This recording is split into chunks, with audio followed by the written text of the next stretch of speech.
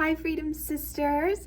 My name is Kalysta Vetter, and I am actually an intern with Freedom Challenge who got to participate in the John Muir Team 3 Challenge this year.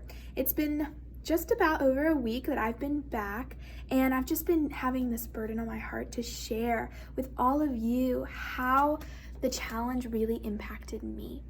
And so I'll try to make this short because definitely it was a longer journey for me. But one of the most important things that I saw on the challenge and definitely learned personally that brought freedom to my own life was as I was standing on top of these huge, beautiful mountains, I would look out onto this gorgeous landscape of valleys and high points and really low points, and the classic saying of, "Oh, I'm in the valley," came back to me. And I was like, that's so interesting. Like, in our faith, we'll say that when we're in like a low point.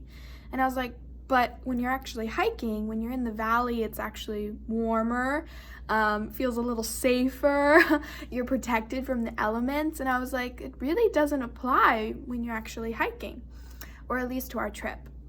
And so I was like, honestly, the hardest part is going up the mountain, with all these switchbacks going back and forth. You feel like you're making no progress. The wind is coming at you, the rain, the hail, and you're just like, this is probably one of the hardest things I've ever had to do. And it's just this uphill climb. And for me, I really felt like, wow, Lord, this is the season of life that I'm in with you. Just this uphill climb.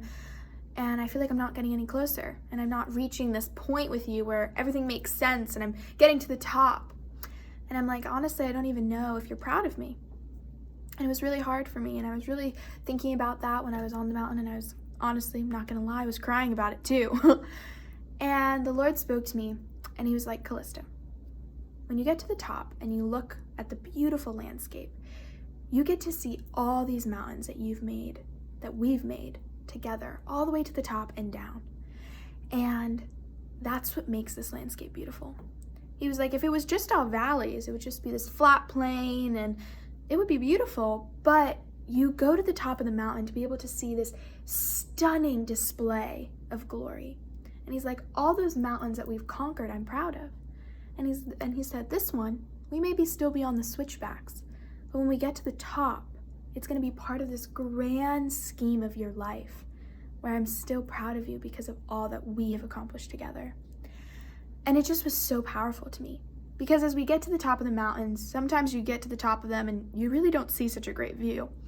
And you're like, oh, great, what did I even do that for? But every now and then you get to the top of this one mountain and you look back, and instead of looking at the landscape just like, oh, this is the landscape, I looked at it like, this is a representation of my life. A representation of all the mountains that me and the Lord have climbed over, and all the valleys where we were safe and warm and things weren't scary. And that's my journey, and that's my life. And wouldn't it be as beautiful if it didn't have the very high highs and the lows where I was safe and warm, and the highs where there was hail and cold? It wouldn't have those beautiful views. So I was just an encouragement to you that when you're facing your own challenge every single day, that you would remember that those highs and those lows, they make up the beautiful landscape, which is your life. And they wouldn't be half as beautiful if you didn't have those high points and those warm, safe points. So I hope you feel encouraged and hope you have a beautiful rest of your day.